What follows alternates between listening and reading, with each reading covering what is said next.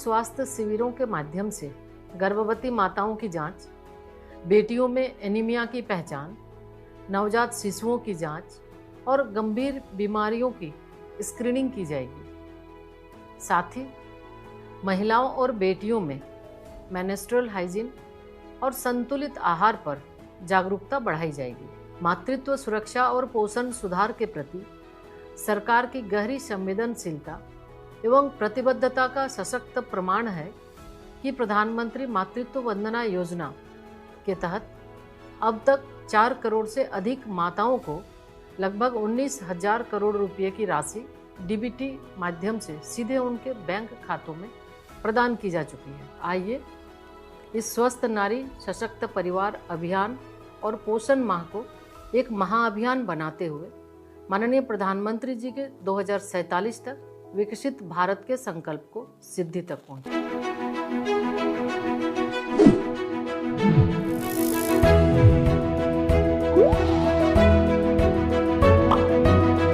पोषण अभियान के अंतर्गत हमें स्मार्टफोन सभी बहनों को प्रोवाइड किया गया है, जिसमें हमें पोषण ट्रैकर एप्लीकेशन डाउनलोड करके दी गई थी। पहले हम बच्चों को जब हम हाइट वेट करते थे तो हमें काफ़ी समय लगता था ये पता करने के लिए कि बच्चा नॉर्मल है या स्टैंडर्ड है या कुपोषित है।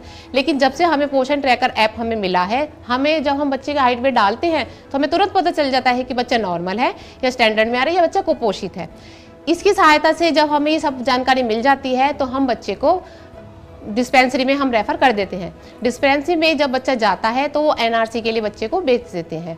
इसके साथ साथ जब हमें होम विजिट का हम बच्चे के लिए होम विजिट के लिए हम जाते थे तो हमें पता नहीं चलता था हमें कितने दिन में बच्चे की होम विजिट करनी चाहिए।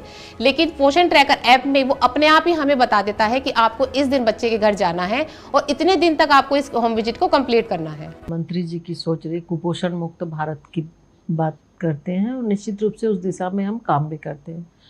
पोषण 2.0 बहुत ही महत्वाकांक्षी है और इसके माध्यम से जो हमारे लाभार्थी हैं कि बच्चों को सिर्फ हम एक तरफ हमारे साथ 2 चैलेंजेस है, एक तरफ कुपोषण है तो दूसरी और हमारे जो ओबेसिटी है, चाइल्ड ओबेसिटी है, तो कैसे बैलेंस किया जा सके, तो उनका थाली कैसे बैलेंस हो, डाइट बैलेंस हो। तो उसके लिए सिर्फ ये नहीं कि बच्चों का भोजन मतलब उनका पेट भरना है, बल्कि बच्चों को अच्छा भोजन मिल सके, पोषण युक्त भोजन मिल सके, हम इसकी व्यवस्था करते हैं। और मिशन पोषण 2.0 उसके तहत जो आंगनवाड़ी केंद्र है, 2 लाख आंगनवाड़ी केंद्रों की स्वीकृति हुई है। उसमें आंगनवाड़ी केंद्र के अंदर पोषण वाटिका की भी व्यवस्था हमने की है, पोषण वाटिका के माध्यम से कि ताकि उनको हरी फल सब्जियां मिल सके। हमने सीजनल फल सब्जी के लिए उसके साथ साथ मिलेट के लिए भी उसमें उनके डाइट में उसको इंक्लूड करने के लिए ये एक इंस्ट्रक्शन हमने दिया है। तो अलग अलग तरीके से और रीज़न वाइज कि जो बच्चे जो खाएं तो उसका स्वाद उस रीज़न के हिसाब से वो उसको तैयार करें। तो इसके तहत ये इंस्ट्रक्शन भी गया है और निश्चित रूप से ये बहुत ही महत्वाकांक्षी है और ये हमारा प्रयास है कि बच्चों को कुपोषण से मुक्त किया जाए। और बच्चों के साथ साथ हम जो हमारी गर्भवती महिलाएं हैं या फिर लैक्टेटिंग जो धात्री माताएं हैं, उनको भी THR के माध्यम से सप्लीमेंट्री फूड हम देते हैं, ताकि जब स्वस्थ बच्चे जन्म होंगे तभी हम विकसित भारत की हम संकल्पना करते हैं। तो बच्चों का नींव मजबूत हो उसके लिए और जागरूकता भी फैलाते हैं। जो हमारे आंगनवाड़ी केंद्र की जो हमारी बहनें हैं, वर्कर हैं, उनको हम पोषण ट्रैकर ऐप जिसके माध्यम से हम छोटी छोटी शॉर्ट वीडियो उनको देते हैं कि कैसे उनको आप जागरूक करेंगे, उनको कैसे प्रोटोकॉल का आप पालन कराएंगे। इस तरह के प्रयास हमारा पोषण माँ और पोषण पखवाड़ा जो 2 बड़े इनिशिएटिव है, करोड़ों एक्टिविटीज़ उसमें होते हैं। इस बार तो हमने ओबेसिटी को भी इस थीम में लिया है कि आप कैसे बच्चों को किस तरह का आप खाना खिलाएंगे, जंक फूड नहीं देना है। तो इस तरह के जन जागरूकता के माध्यम से भी हमें लगता है बहुत अच्छा इसका रिजल्ट मिल रहा है और करोड़ों एक्टिविटीज़ हुई है, लोग उसमें शामिल होते हैं और उसको फॉलो भी करते हैं, उसका असर भी हमें दिख रहा है। पोषण की बात हम कर रहे हैं, बच्चों से जुड़ा एक और सवाल जो मैं एडॉप्शन को लेकर पूछना चाहूँगी, क्योंकि गोद लेने वाले लोग भी बहुत सारे हैं जो इच्छुक हैं, गोद लेना चाहते हैं, बच्चे भी हैं बहुत सारे जिनको गोद लिया जा सकता है, एक आश्रय दिया जा सकता है, घर दिया जा सकता है। लेकिन एक बात जो महसूस की जाती है कि बहुत लेंदी प्रोसेस है, ये बहुत देर इंतज़ार करना पड़ता है इसको लेकर। क्या सरकार की ओर से प्रयास सही लगते हैं कि जो इतनी देर लग रही है बच्चों को गोद लेने में, इसको कहीं कमी की जा सकती है? सही आपने कहा कि पहले बहुत ज़्यादा प्रक्रिया बहुत लेंदी था, अभी हमने उसको सरल करते हुए जो जे एक्ट है, जे एक्ट में भी चेंजेस हुए हैं। उसके साथ साथ हमने जो जिला में मजिस्ट्रेट होता है, मजिस्ट्रेट को इसको अधिकृत हमने किया। पहले राज्य स्तर से इसकी मॉनिटरिंग होती थी, जिसके वजह से थोड़ी समय भी ज़्यादा समय लगता था। तो राज्य जिला स्तर पर मजिस्ट्रेट को हमने इस पर ज़्यादा उनको उसमें अधिकृत किया है। एक केयरिंग पोर्टल जो कारा के में जिसकी एक व्यवस्था की गई है, ताकि केयरिंग पोर्टल में रजिस्ट्रेशन करें जो इच्छुक हैं बच्चे लेने के लिए, तो ट्रांसपेरेंसी बढ़े, उसके लिए हमने इसकी शुरुआत की है।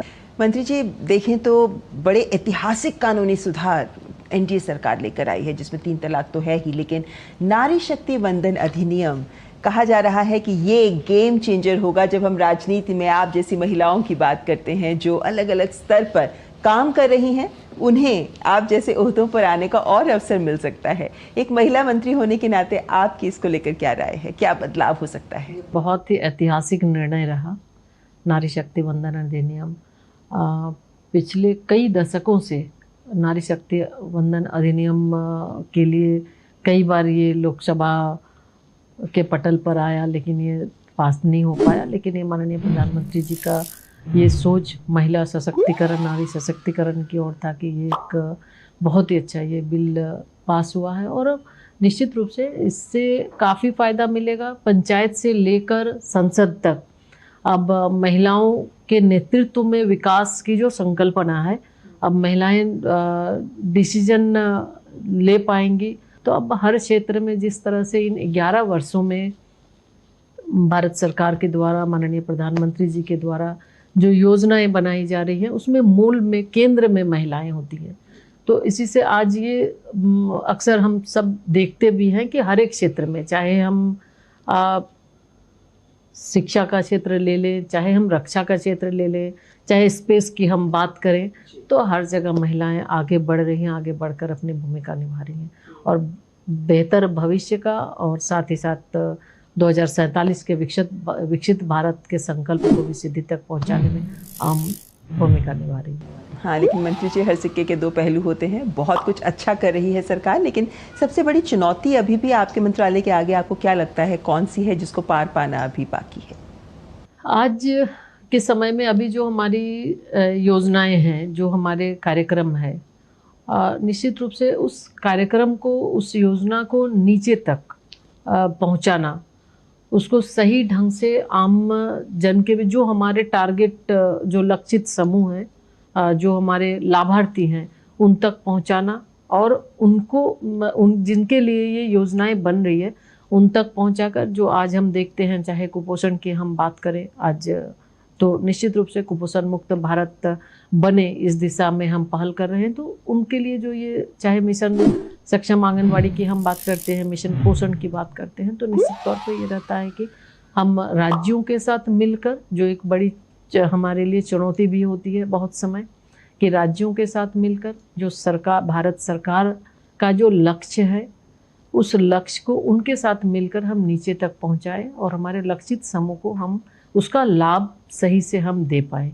आप स्वयं देखें तो आपका अपना जीवन सफ़र, आप भी आज एक ओहदे पर पहुंची हैं। तो आप कभी एक गृहिणी हुआ करती थी, वहाँ से आज आप एक महिला एवं बाल विकास मंत्री बन गई हैं, और जाहिर है कि जो हमारे देश की महिलाएं आपको देख रही हैं, आपसे प्रेरणा भी ले रही हैं। आपका जीवन सफ़र में ऐसे कौन से महत्वपूर्ण पड़ाव रहे जिन्हों आपको आज आगे बढ़ने के लिए जो प्रेरित करते हैं? देखिए, मेरा शुरू से, मतलब चूँकि बहुत ही कठिन